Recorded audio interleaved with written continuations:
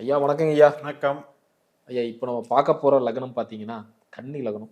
அதாவது கிட்டத்தட்ட 40 நாட்கள் கோச்சார ரீதியா என்னென்ன பலன்கள் இருக்கு அப்படிங்கிறது துல்லியமா நம்ம பார்த்துட்டு வந்துட்டு இருக்கோம். ஸோ அந்த வகையில பாருங்க எனக்கு வருகிற 7ஆம் தேதியிலிருந்து 17/10 வரைக்கும் நம்ம கிட்டத்தட்ட 40 நாட்கள் எடுக்கிறோம். ஸோ அதில பார்த்தீங்கன்னா அந்தர சூட்சுமம் வரைக்கும் நீங்க பலன் துல்லியமா கொண்டு வந்திருக்கீங்க. இந்த கன்னி லக்னக்காரங்களுக்கு சூரிய தசை நடந்துச்சுன்னா எந்த வித பலன்கள் தருங்கய்யா? விரையாதிபதி அப்படின்னு சொல்லலாம் சூரியனை. ம். ஆனா சூரியனுடைய நட்சத்திரம் லக்னத்திலே இருக்கு. உத்திரமா இருக்கு. உத்தரமா இருக்கு. 5, 9 1, 5, 9 காம்பினேஷன் இருக்கு. அதனால இந்த சூரியன் ஆத்மகாரகன்னு சொல்றது. ஜோதிடத்திலேயே வழிகாட்டி அவர்தான். ம். ஒளி கிரகம். அப்பேற்பட்டவர் லக்ன புள்ளியே அமையும் போது அவங்களுக்கு ரொம்ப சிறப்பாக இருக்கும். ம். சூரிய திசை நடந்ததுன்னா என்னெல்லாம் நம்ம மனசுல நினைக்கிறோம், ஒரு இன்ட்யூஷன் பவர் மாதிரி என்னெல்லாம் நம்ம எதிர்பார்க்குறோம், அல்லது நம்ம யாருக்கு என்ன சொல்கிறோம், அதெல்லாம் நடக்கும். அந்த மாதிரி ஒரு தெய்வ அனுக்கிரகம்னு பேர். அந்த அளவுக்கு வளர்ச்சி, ஆத்ம ஒளி நல்லா இருக்கும். வில் பவர்னு சொல்லலாம். ம். இண்டிவிஜுவாலிட்டி, ஆளுமை திறன் அதிகரிக்கும் அப்படிப்பட்ட சூரிய திசை. ஆனால் இந்த 1, 5, 9லேயே ஜாதகத்திலேயே சூரியன் உட்கார்ந்துருந்தாருன்னா ம். இவங்க உற்பத்தி பண்ணக்கூடாது. கன்சல்டிங் மட்டும் பண்ணணும், இல்லைன்னா அரசியல் வாழ்க்கையில் இருக்கணும், இல்லைன்னா அரசு அதிகாரத்துவத்தில் இருக்கணும். ம். அப்படிப்பட்ட அமைப்பை கொடுக்கும். உற்பத்தி சார்ந்த தொழிலை மூடு விழா பண்ணிடும் இந்த சூரிய திசை. கோச்சாரத்தில் இப்போ அதே கன்னியில் தான் இருக்கிறார். அதாவது ஒரு 17ஆம் தேதியிலிருந்து கன்னிக்கு வர்றார். 17க்கு முன்னால் 12ல் இருந்தாலுமே அவர் சூரியனுடைய நட்சத்திரத்தில் இருக்கிறதுனால புகழை கொடுத்துருவார். ஒன்றும் பிரச்சனை இல்லை. விரையாதிபதி 12ஆம் அதிபதிங்கிறதுல கண்டுபிடிப்பெல்லாம் இருக்குது. 12ஆம் இடம்ங்கிறது வெறும் விரையும் மட்டும் சொல்லிடக்கூடாது, புகழை கொடுப்பாரு. அதனால் சூரிய திசை நன்மை தான். ஒருவேளை இவங்க ஜாதகருக்கு அவங்க தனிப்பட்ட ஜாதகத்தில் சூரியன் 8ஆம் இடத்துல பெருசாக உச்சம்னு சொன்னாலும் சரி, 12ஆம் இடத்துல ஆட்சின்னு சொன்னாலும் சரி, சுக்கரனுடைய நட்சத்திரத்திலேயோ கேதுனுடைய நட்சத்திரத்திலேயோ 8, 12ல் இருந்தால் மட்டும் இந்த சூரிய திசை இவங்களை படாதபடுத்தி. அதனால் யாருக்கு 8, 12 இல்லாமல் இருக்கவங்களுக்கு கோச்சாரமும் நல்லா இருக்கு, புகழ் கிடைக்கும். சிறப்புங்கய்யா. ஐயா அடுத்து பார்த்தீங்கன்னா சந்திர திசை இவங்களுக்கு நடந்துச்சுன்னா எந்த வித பலன்கள் கிடைக்குங்க? லாபாதிபதி. ம். அதே மாதிரி லக்னத்தில் சந்திரனுடைய நட்சத்திரம் அதே 1, 5, 9ல் இருக்கு. அப்போ எப்படி பார்த்தாலும் சந்திரனாகவே வேலை பார்க்கும்போது இவங்களுக்கும் அப்படிதான். ஒரு வித்யா உபாசனைன்னு சொல்லக்கூடிய, அதாவது பெண் தெய்வ உபாசனை, அதெல்லாம் சிறப்பாக தெய்வ அனுக்கிரகம் கூடும். கலை தொழிலில் இருக்கவங்களுக்கு பிரபலமாக்கி வரும். அதாவது என்ன விதமான ஒரு இண்டிவிஜுவலாக ஒரு ஹாபி, ஒரு ஹேபிட்டு, ஒரு கிரியேட்டிவிட்டி மைண்ட் இவங்க செஞ்சாலும் அது மிகப்பெரிய புகழ் பெறும். ஆனால் சொந்த தொழில் அப்படின்னு சொல்லி உற்பத்தி சார்ந்து செய்யக்கூடாது. அது ஈவன் விவசாயமாக இருந்தாலும் சரி, அல்லது துணி சம்மந்தப்பட்டதோ உணவு சம்மந்தப்பட்டதோ எதாக இருந்தாலும் இந்த 1, 5, 9ங்கிறது பணத்துக்கு பிரச்சனை பண்ணிடும். அதை மறந்துடக்கூடாது. அதனால தான் நம்ம சிஸ்டத்தில் நம்ம கேள்விக்கு தகுந்த மாதிரி பதில் எடுக்கணும்னு ஜோதிடத்தை கொண்டு போகிறோம். கண்டிப்பாக. இப்போ நீங்கள் கமெண்ட்ல எல்லாம் கேட்குறாங்கல்ல, எப்போ தான் எனக்கு நல்லது நடக்கும். ஆனால் அவங்களெல்லாம் பாருங்கள், ஜோதிடத்தில் சந்திர திசை லாபாதிபதி திசைப்பான்னு சொல்லியிருப்பாங்க. ஆனால் அந்த திசை அவங்க கேடர் பொறுத்து தான் அது வேலை செய்யும்.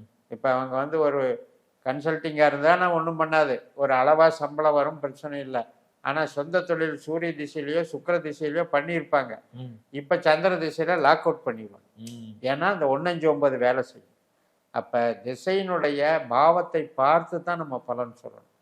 அதனால் சந்திர திசை உயிர் பற்றுக்கு நல்லது, பொருள் பற்றுக்கு நல்லதல்ல. சிறப்புங்க ஐயா. அடுத்து பார்த்தீங்கன்னா செவ்வாய் திசை. செவ்வாய் திசை இவங்களுக்கு எந்த வித பலன்கள் தருங்க?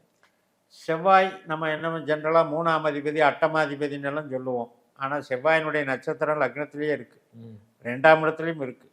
அப்படிப்பட்ட செவ்வாய் கோச்சாரத்தில் இன்றைக்கி நல்லா வலிமையில் இருக்கார். 12, 1, 2 சொந்த நட்சத்திரமான சித்திரையில் போகும்போது என்ன ஆகும் அப்படின்னா ஹார்ட் ஒர்க்கு பண்ண வைக்கும். ஏன்னா 3ஆம் இடம்ங்கிறது மாற்றத்தை சொல்கிறது. இது வரைக்கும் இது பண்ணோம், இனிமேல் இதை மாற்றி செய்வோம் அப்படின்னு யோசனை பண்ணி செய்வாங்க. அது சக்ஸஸ் ஆகும். ஒரு திசை திருப்பி விடும் இவங்களுடைய வாழ்க்கை பயணத்தை, தொழில் பயணத்தை திசை திருப்பி விடும். அந்த அளவில் நல்லது பண்ணும்.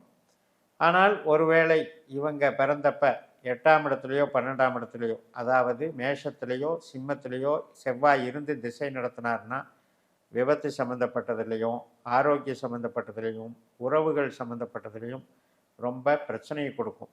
அதனால் அந்த வகையில் பார்த்துக்கணும். மற்ற இடத்துல இருக்கவங்களுக்கு இந்த அமைப்பு செவ்வாய் திசை 7 வருஷமுமே நல்லாவும் இருக்கும். அதே நேரத்தில் இப்போ கோச்சாரம் இந்த 40 நாளில் வந்து புது விதமான சிந்தனையை இவங்களுக்கு ஒரு ரூட்டை காமிச்சு டெவலப் பண்ணி விட்டுரும். சிறப்புங்க ஐயா. ஐயா அடுத்து பார்த்தீங்கன்னா ராகு திசை. ராகு திசை வந்து நடக்கிறவங்களுக்கு எந்த வித பலன்கள் கிடைக்குங்க? பணம் தர்றவரே ராகு தான்.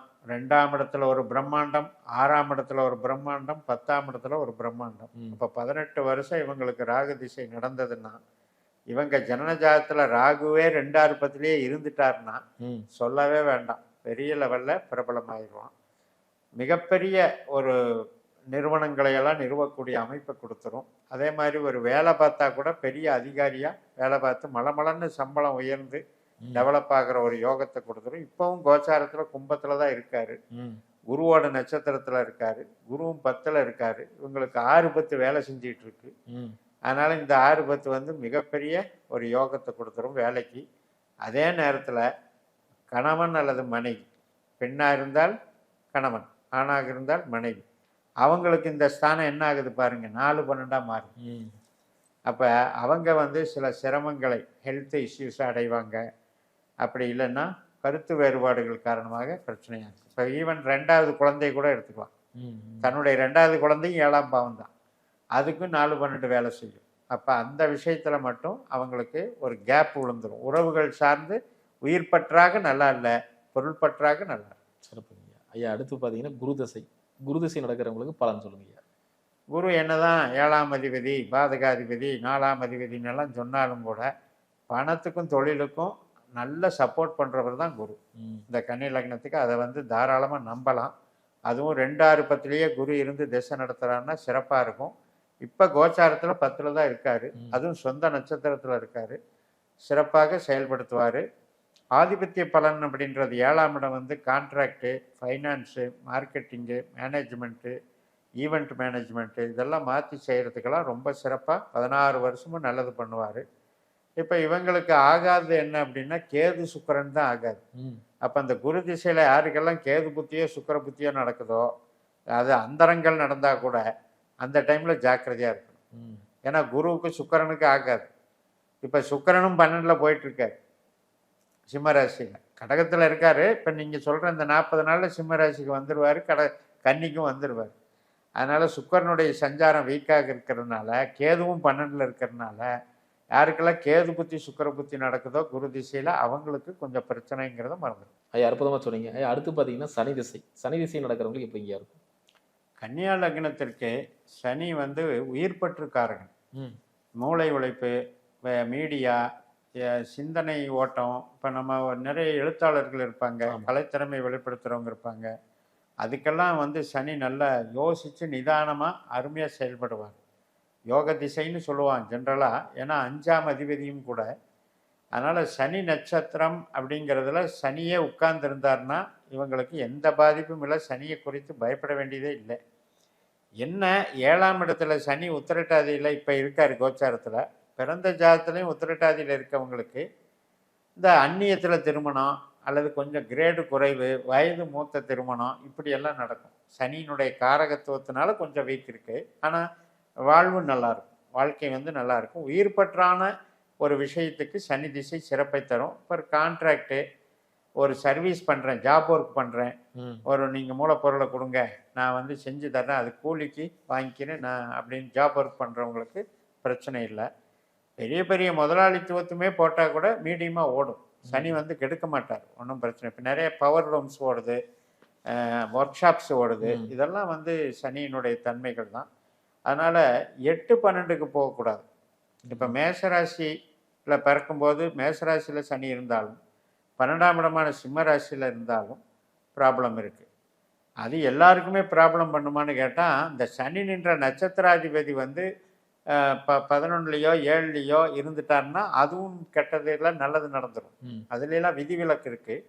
அதனால் சனியை பற்றி பொறுத்த வரைக்கும் பயப்பட வேண்டியதில்லை கன்னியா லக்னத்தை பொறுத்த வரைக்கும். அதே நேரத்தில் இப்போ கோச்சாரத்தில் 7ல் இருக்கிறதுனால வக்கரத்தில் இருக்கார்.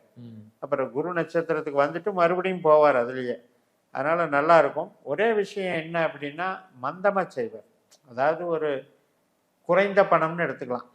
பல்கான பணத்தை விட குறைந்த குறைந்த பணம்னு பணம். எடுத்துக்கலாம், அப்படி எடுத்துக்கலாம். ஆனால் அதே நேரத்தில் பாருங்க, புதன் நட்சத்திரத்தில் போகும்போது இன்னும் கொஞ்சம் டெக்னாலஜி டெவலப் பண்ணி விட்டுருவார். சனி புதன் காம்பினேஷன் நல்லா இருக்கும். அதனால இந்த 40 நாட்கள்லையும் சனியினுடைய பலன் பவர்ஃபுல்லாக இருக்கும். சிறப்புங்கய்யா. ஐயா அடுத்து பார்த்தீங்கன்னா புதன் திசை. புதன் திசை நடக்கிறவங்களுக்கு எப்படிங்கய்யா இருக்கும்?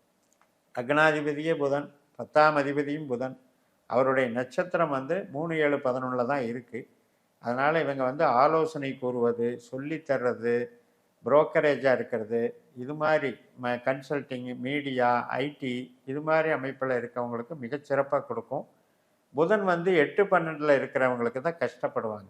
அதாவது படிச்சிருவாங்க, ஆனால் அந்த படிப்புக்கேற்ற வேலை கிடைக்கல, அல்லது படிப்பில் வந்து நான் பெருசாக டிஸ்டிங்ஷன் பண்ண முடியல, ஆவரேஜாக தான் படித்தேன் அப்படிங்கிறதெல்லாம் இந்த 8, 12 புதனுடைய தன்மைகள்.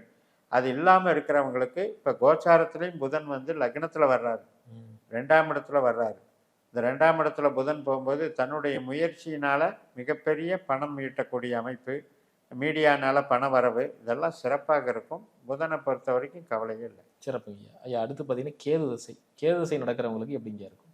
இந்த கேது தான் 4, 8, 12 கான்செப்ட். அப்போ இது வந்து உயிர் பற்றுக்கும் நல்லதில்லை, பொருள் பற்றுக்கும் நல்லதில்லை. 8, 12ன்னு வந்துட்டாலே ஆரோக்கியத்துக்கும் பாதிப்பு, நம்ம வேலை, பொருளாதார, தொழிலுக்கும் பாதிப்பு. அதனால் ரொம்ப ரொம்ப கேது திசை நடக்கிறவங்க ஜாக்கிரதையாக இருக்கணும். அந்த 7 வருஷமுமே கேது மட்டுமே பொறுப்பெடுத்துக்க மாட்டார், மற்ற புத்திகளை பார்க்கணும். இப்போ கேது புத்தி, சுக்கிர புத்தி 2 மட்டும் கொஞ்சம் ஸ்ட்ராங்காக நெகட்டிவாக இருக்கும். அப்புறம் சூரிய புத்தி, சந்திர புத்தி, செவ்வாய் புத்தி வரும்போது கொஞ்சம் பிரச்சனைகள் தீர்ந்துடும். அது மாதிரி புத்திகளை வச்சு நம்ம அதை மேனேஜ் பண்ணிக்கலாம். பட் இப்போ இதே கேது 3, 7, 11லேருந்து திசை நடத்தினார்னா பெருசாக பாதிக்காது. 4, 8, 12லேருந்து திசை நடத்தினா தான் பாதிக்கும். இப்போ கோச்சாரத்தில் 12ல் இருக்கிறது தேவையில்லாத மன உளைச்சல்கள், அதே மாதிரி பாடியில் வந்து ஏதோ ஒரு இனம் புரியாத பாடி பெயின், சோர்வு அடைகிறது, ஏதோ ஒரு விட்டமின் குறைபாடு அல்லது தூக்கமின்மை, இது மாதிரி சில அவஸ்தைகளை கொடுக்கும். உறவுகளில் பார்த்தீங்கன்னா ஒரு சந்தேக புத்தி, 7ஆம் இடத்துக்கு 6ஆம் இடம், 12ஆம் இடம். அப்போ கணவனோ மனைவியோ பகையாவாங்க சந்தேகத்தினால, சண்டை வரைக்கும் அதிக வாய்ப்புகள் இருக்கு. ஆமாம், அதில் கொஞ்சம் பார்த்துக்கணும். சிறப்புங்கய்யா. இறுதியாக சுக்கிர திசை. சுக்கிர திசை நடக்கிறவங்களுக்கு எப்படிங்க இருக்கும்? கன்னியா லக்னத்திற்கு இப்போ வந்து சுக்கிரன் வந்து திசை வந்து ஒரு மிடில் ஏஜில் வந்துட்டா உழைப்பில் போயிடும். ஏன்னா 4, 8, 12 தான் சுக்கிரனுடைய கான்செப்ட் இருக்கு. 4ல் வந்து பூராடம், 8ல் பரணி, 12ல் பூரம். அப்போ அந்த மாதிரி ஒரு மிடில் ஏஜில் வந்ததுன்னா பெருசாக பாதிக்காது. ஒரு 35 வயசுக்கு மேலே வருது. ஆமாம், ஒரு 45க்குள்ளே முடிஞ்சிடணும். சுக்கிர திசை முடிஞ்சிடணும். முடிஞ்சிடுச்சுன்னா ஹார்ட் ஒர்க் பண்ணுவாங்க, ஒரு தெம்பு இருக்கும், ரெடி பண்ணிடுவாங்க. அதே வந்து ஏஜ் ஆகும்போது 45க்கு மேலே வரும்போது சுகர், இந்த மாதிரி பிரச்சனைகள் 8, 12ன்னா கிட்டத்தட்ட நோய்வாய்ப்படுறதுக்கு டபுள் பண்ணுறது. 6ஆம் இடத்துக்கு மல்டிபிள் பிரவிருத்தி ஸ்தானம் தான் 8. அதே மாதிரி 12ங்கிறது ஆஸ்பத்திரியில் ஏதாவது ஒரு பிரச்சனைக்கு சிகிச்சைக்கு அனுமதித்து, உடம்புலையே ஒரு பொருளை வந்து ஒரு உறுப்பை கட் பண்ணுறதே 12ஆம் இடம். அப்போ அந்த 8, 12 இந்த ஆஃப்டர் ஏஜ் வரும்போது கொஞ்சம் பார்த்துக்கணும். அதே சிறு வயசில் வர்றவங்களுக்கு பிரச்சனை இல்லை. சப்போஸ் 3ஆம் இடத்துல சுக்கிரன், 7ஆம் இடத்துல சுக்கிரன், 11ஆம் இடத்துல சுக்கிரன் இருந்து திசை நடத்துகிறவங்களுக்கு பாதிப்பே கொடுக்காது. கெட்டவன் கெட்டு போகிறான், அதனால் அது யோகமாக மாறிடுது, நல்லது பண்ணும். இப்போ கோச்சாரத்தில் இந்த 12ல் இருக்கிற வரைக்கும் கொஞ்சம் சிரமம். அதுக்கப்புறம் லக்னத்துக்கு வருவார், அதில் கொஞ்சம் நல்லது நடக்கும். 2ஆம் இடத்துல போகிறதும் கொஞ்சம் பண வரவும் நல்லாயிருக்கும். இந்த 12ல் இருக்கக்கூடிய ஒரு காலகட்டம் என்பது கொஞ்ச காலம், ஒரு 15 நாள்னு வச்சுக்கோங்களேன். அந்த 15 நாள் ப்ராப்ளமாக இருக்குது. இது என்ன ப்ராப்ளம்னா வைத்திய செலவுகள் இந்த மாதிரி. அதே மாதிரி உறவுகளில் சின்ன சின்ன மனக்கசப்புகளை கொடுப்பார். ஆண்களுக்கு வந்து கலத்திரகாரகனே சுக்கிரன் தான். அவர் வந்து கெடக்கூடாது, 8லேயோ 12லேயோ இருக்கக்கூடாது. இப்போ கன்னிக்கு பொறுத்த வரைக்கும் 12ல் கேதுவும் சுக்கிரனும் இருக்கிறது ஒரு வீக் பாயிண்ட் தான். சிறப்புங்க. அற்புதமாக சொன்னீங்க. கிட்டத்தட்ட அந்த 40 நாட்கள் பலன் வந்து டீட்டெயிலாக டீகோட் பண்ணி சொல்லிட்டீங்க. மீண்டும் அடுத்த காணொலியில் அடுத்தடுத்த லக்னத்தை பற்றி பார்க்கலாங்க ஐயா. ரொம்ப ரொம்ப நன்றி ஐயா.